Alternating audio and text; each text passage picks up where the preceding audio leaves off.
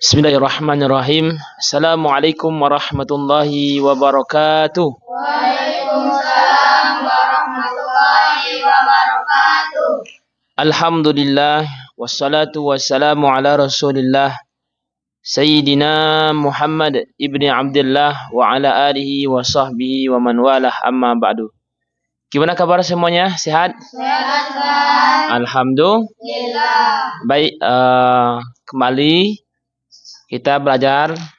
Sekarang kita masuk tema, yaitu kita belajar toharoh ya. Nah, tentang bersuci. Jadi kali ini kita akan mengkaji tentang fikih toharoh atau cara kita bersuci. Baik, silahkan dibuka bukunya. Kita masuk halaman pertama, bab 1. Baik, silahkan dibuka bukunya. Kita mulai di bab 1 ini, pengertian toharoh. Nah, apa itu toharoh? Toharoh menurut bahasa adalah suci dan bersih.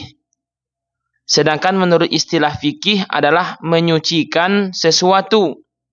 Sesuatu itu apa? Seperti anggota tubuh kita yang wajib dibasuh karena hadas, badan kita, dan sesuatu yang terkena najis seperti tempat pakaian kita atau badan kita.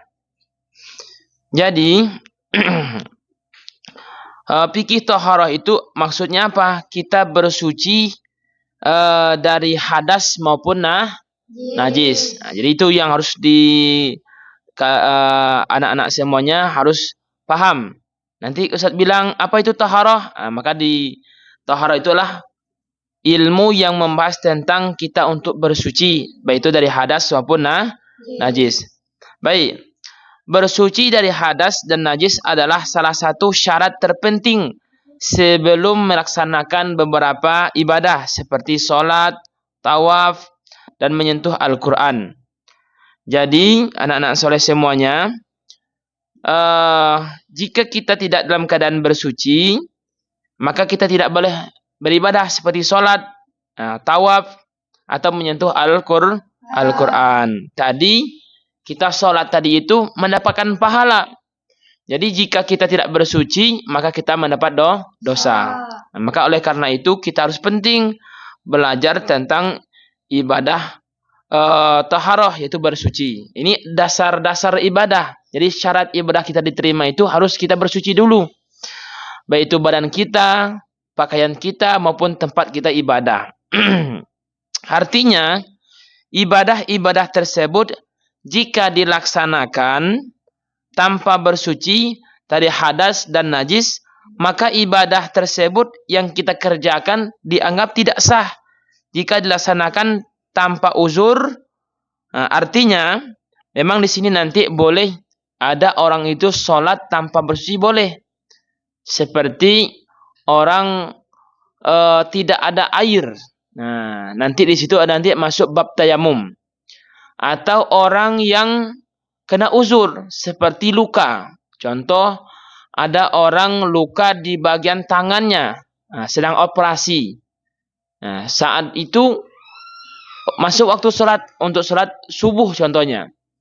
Maka kata dokter tadi, orang yang sedang operasi ini tidak boleh terkena air. Nah, maka di sini ada uzur. Baik, catatan. Nah, ini perlu dihafal untuk semua santri. Ada 5 hukum yang akan kita temukan di dalam pembahasan toharoh. Nah, apa saja itu? Yang pertama wajib. Yang kedua sunnah. Yang ketiga haram. Coba sekarang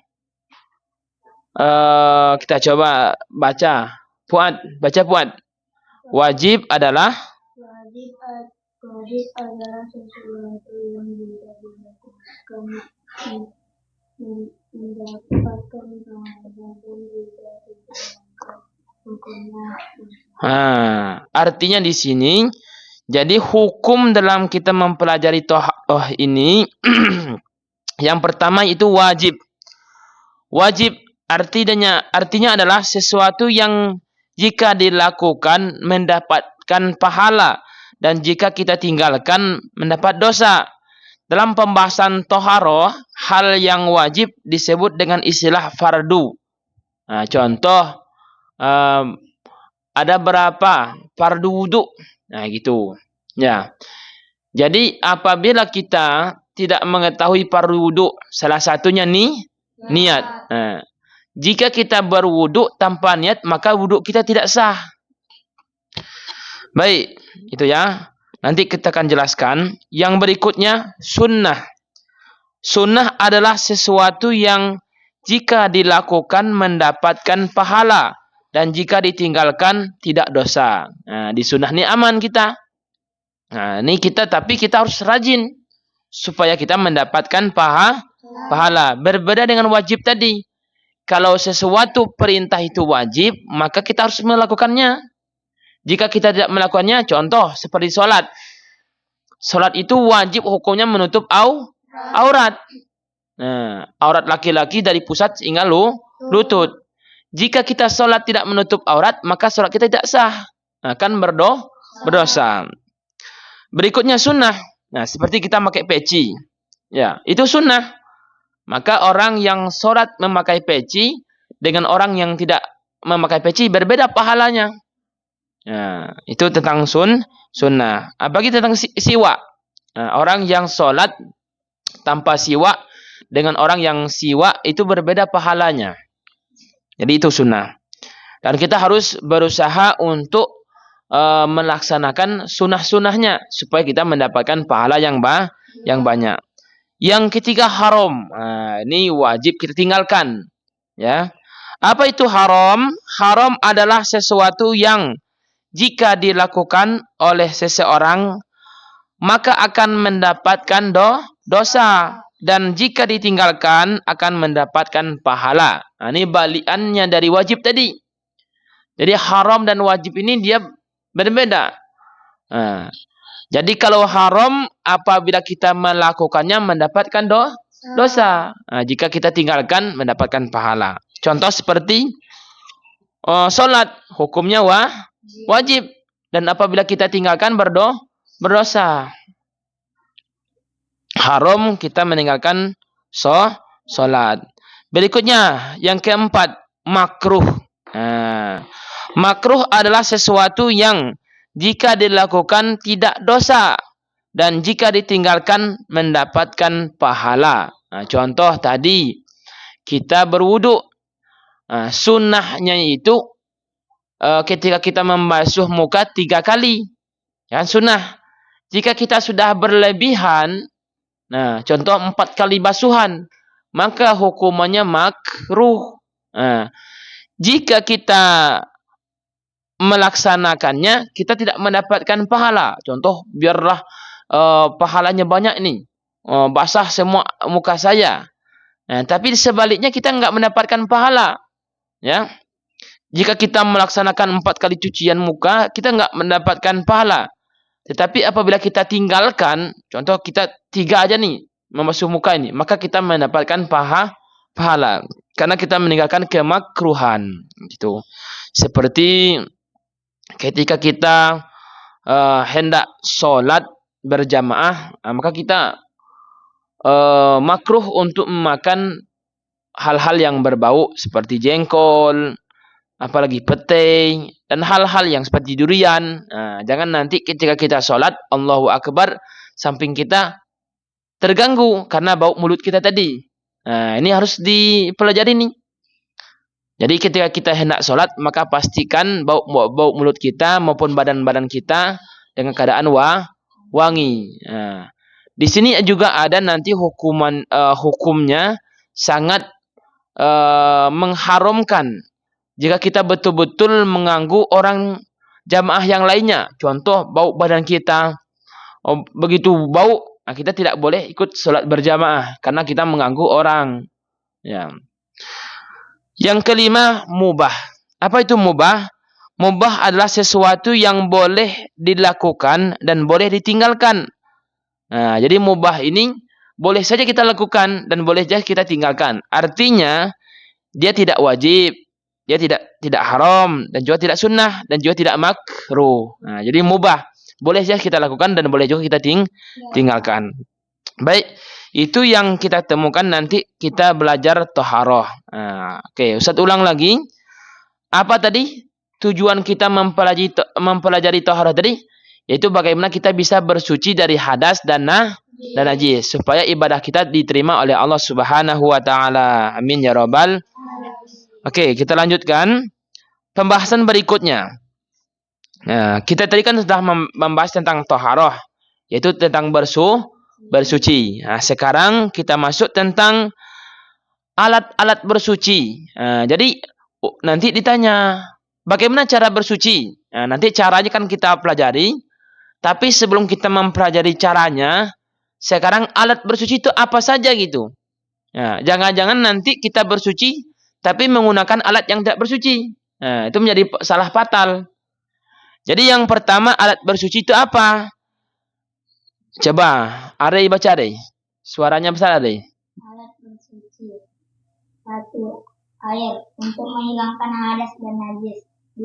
Debu untuk mengangkat hadas dan najis mughalaza.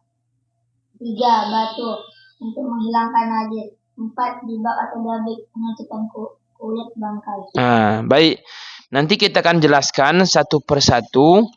Yang pertama adalah air. Nah, jadi alat bersuci yang pertama adalah air. Jadi air ini juga ada macam-macamnya.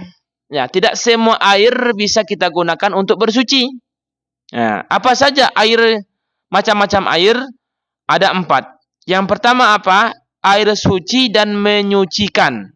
Nah, ini baru boleh kita gunakan untuk bersuci. Yang kedua yaitu air suci tetapi tidak menyucikan. Nah, dia suci tetapi kita tak bisa kita gunakan untuk berwudu. Karena dia tidak menyucikan. Yang berikutnya air yang terkena najis. Ini air yang sangat udah tidak suci dan tidak menyucikan. Yang keempat air suci yang makruh untuk digunakan. Nah, makruh tadi apa artinya makruh tadi? Makruh adalah sesuatu baru ketemu kan? Jadi tadi hukum tadi ketika kita mempelajari fikih thaharah, maka kita akan menemukan hukum-hukumnya. Yaitu makruh adalah sesuatu yang jika dilakukan tidak dosa. Dan jika ditinggalkan mendapat pahala. Jadi tadi air yang keempat adalah air yang makruh digunakan. Seperti apa nanti kita jelaskan. Oke, yang pertama alat bersuci yang pertama yaitu air. Nah, sekarang penjelasan air. Tadi kan ada 4 macam air.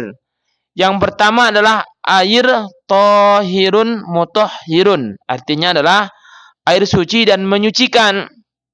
Nah, air suci dan menyucikan adalah semua air yang turun dari langit dan keluar dari bumi yang memenuhi 3 syarat berikut. Nah, jadi ada syaratnya. Jadi PR yang pertama yang harus kita ketahui adalah air. Nah, jika air itu air hujan, ya, air hujan. Nah, boleh kita gunakan untuk berwudu, boleh kita gunakan untuk menyucikan najis, sah. Nah, tapi dengan 3 syarat. Yang pertama apa? Air yang turun dari langit itu belum digunakan untuk bersuci atau mengangkat hadas atau menghilangkan najis. Contoh, ada air hujan. Kita tampung air hujan ini. Ya, kita masukkan ke gelas.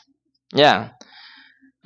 Masukkan ke gelas, lalu kita gunakan untuk berwudu atau kita masukkan ke ember sajalah. Masukkan ke ember, kita gunakan berwudu. Nah, jadi tentu air ini sudah air bekas. Nah, bekas air itu namanya air mustakmal. Ya, jadi kalau kita mau berwudu, ambillah air yang mutlak atau air yang belum digunakan. Nah, air yang masih mutlak, air yang belum digunakan atau air yang belum bercampur dengan apapun. Yang kedua, belum bercampur dengan benda suci yang lainnya, seperti tepung, apa lagi? Tepung, apa lagi? Kopi, energen, teh, apa lagi? Gula. Nah, jadi apabila air itu, contoh air sumur nih, ya, apa hukum air sumur? Boleh nggak kita gunakan untuk berwudu? Boleh. Nah, tapi dengan syaratnya air yang kita ambil dari sumur itu belum kita campur. Ya, contohnya kalau apabila kita sudah dicampur dengan kopi, maka namanya apa? Air apa? Air kopi. Nah, maka air kopi itu suci. Apa air apa? Suci, bukan air sunnah, air suci. Bolehkah diminum air kopi? Boleh. Maka tadi ada pembagian air tadi kan ada 4 macam air. Yang pertama apa? Air suci dan menyucikan. Yang kedua apa? Air suci tetapi tidak menyucikan. Nah, ini air apa? Itu air kopi tadi. Jadi kalau air kopi itu bisa kita minum. Ya, kita kasih tamu-tamu, boleh. Tak masalah, tak dosa kita. Nah, tapi apabila kita gunakan untuk berwudu, tak sah lagi. Karena sudah bercampur dengan benda suci. Yang ketiga, tidak terkena najis. Ini perlu. Jadi contoh, di rumah kita ada bak mandi. Ya, datang adik kita, pulang sekolah. Pulang sekolah, langsung mandi dia di kolam itu. Kolam apa namanya itu? Bak mandi kita. Bak mandi kita cuman 1 meter kali 1 meter. Airnya sedikit. Ya, bukan air banyak. Lalu pipis adik kita di situ. Apa namanya itu? Air terkena najis. Atau di rumah kita ada ember baskom. Biasanya kan di kamar mandi kita kan ada baskom. Ya. Kita pulang sekolah, ternyata sudah ada tikus mati dalam itu. Nama tikus mati itu apa? Bangkai. Najis nggak? Najis. Nah, jika sudah kemasukan bangkai, maka air yang ada di baskom tadi itu namanya air terkena najis. Bolehkah kita gunakan untuk berwudu? Tidak boleh lagi.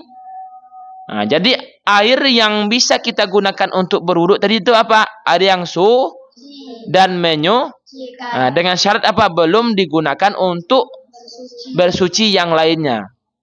Oke, nanti saya akan jelaskan lagi. Itu gambaran pertama.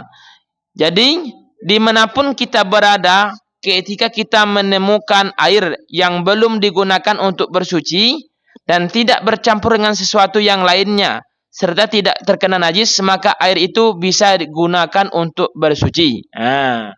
Jadi maksudnya seperti ini. Dalam Islam itu kita tidak disusahkan oleh Allah Subhanahu wa taala. Maksudnya apa? Jadi ketika kita pergi ke kebun, contoh kita pergi ke ladang sawit, ya bantu ayah kita manen sawit contohnya. Datang waktu sholat, ya waktu sholat, kita jauh dari masjid. Nah, tentu tidak ada air, tapi ada air tergenang situ. Ya, di kebun kita tuh ada air tergenang. Dan air tergenang itu kita lihat tidak ada tai sapi situ, ya kan? Tidak ada orang berak situ. Dan tidak ada orang pipis situ. Tidak ada bentuk-bentuk najis itu tidak ada. Maka air itu apa? Air suci dan menyucikan. Nah, jadi bolehkah kita gunakan berwudu? Boleh. Jadi contoh nanti antum liburan sekolah, pergi ke ladang, jangan sampai enggak sholat. Kenapa enggak sholat? Oh, saya enggak ada air, Ustaz. Di kebun saya jauh masjid. Ya, jadi enggak sholat. Ada enggak sungai-sungai situ? Jauh, Ustaz. Tapi ada air tergenang di padang sawit itu. Nah, air yang tergenang itu, asalkan tidak ada najis, maka air itu tetap suci dan menyucikan. Baik, itu air suci dan menyucikan. Yang kedua adalah air suci tetapi tidak bisa menyucikan. Apa itu? Tahirun ghairu mutahhirun. Nah, itu air suci tetapi tidak menyucikan. Air suci tetapi tidak menyucikan adalah air suci tetapi tidak bisa digunakan untuk mengangkat hadas dan menghilangkan najis. Nah, jadi itu maksudnya air yang suci tetapi tidak menyucikan. Air suci tetapi tidak menyucikan ada 2 macam, yaitu air yang berubah dan air mustakmal. Nah, ini baru kita bahas tentang air mustakmal. Yang pertama dulu air yang berubah. al-ma'u mutaghayyir atau artinya air yang berubah. Air berubah adalah air yang bercampur dengan benda suci yang lainnya sehingga air tersebut berubah dengan perubahan yang sangat parah. Adapun syarat disebut air berubah dengan perubahan yang sangat parah adalah, nah, jadi ada macam-macamnya. Yang pertama, jika bercampur dengan benda suci. Yang kedua, perubahan yang sangat parah. Yang ketiga, benda suci yang bercampur dengan air bukan benda yang biasa berada di tempat air. Nah, saya jelaskan. Jadi air suci tetapi tidak bisa menyucikan. Ini ada dua macam. Yang pertama itu al-ma'u mutaghayyir atau artinya air yang berubah. Jika air berubah itu bercampur dengan benda suci, nah, ini masih bisa kita gunakan. Ya, kita lihat dulu campurannya. Contoh, air bercampur dengan air sabun. Nah, ya, kita tahu nih air sabun kan suci, ya kan? Nah, bukan najis. Yang kedua, perubahan yang sangat parah. Nah, jika airnya itu sudah sangat berubahnya, maka ini air yang tidak bisa digunakan untuk berwuduk lagi. Ya, tetapi jika airnya itu hanya berubahnya sedikit, nah, nanti Ustaz jelaskan bagaimana mengetahui perubahan sangat dan perubahan tidak sangat. Yang harus diperhatikan adalah yang pertama apa? Campurannya apa? Nah, jika campuran najis, maka mutlak air ini tidak bisa digunakan lagi. Nah, jika campurannya suci, contoh, kita ini lagi musim kemarau contohnya. Ya, air itu lagi susah, lagi mahal. Nah, tahu-taunya adik kita pergi ke kamar mandi atau ke tong air kita, tampungan air, jatuhlah kopi situ. Ya, kita susah mau untuk ambil air wudhu atau mau nyucikan najis, susah, air mahal. Nah, gimana caranya? Jadi nanti seandainya jatuh kopi di situ, kita melihat dengan mata kita nih. Nah, tapi kita tengok ini, oh masih bimbang kita, masih bingung ini campurannya sudah sangat atau belum sangat ya. Jadi caranya apa? Mudah. Jadi contoh si Ihsan contohnya, ya datang ke Sidik. Nah, Sidik, antum lagi sibuk enggak? Enggak.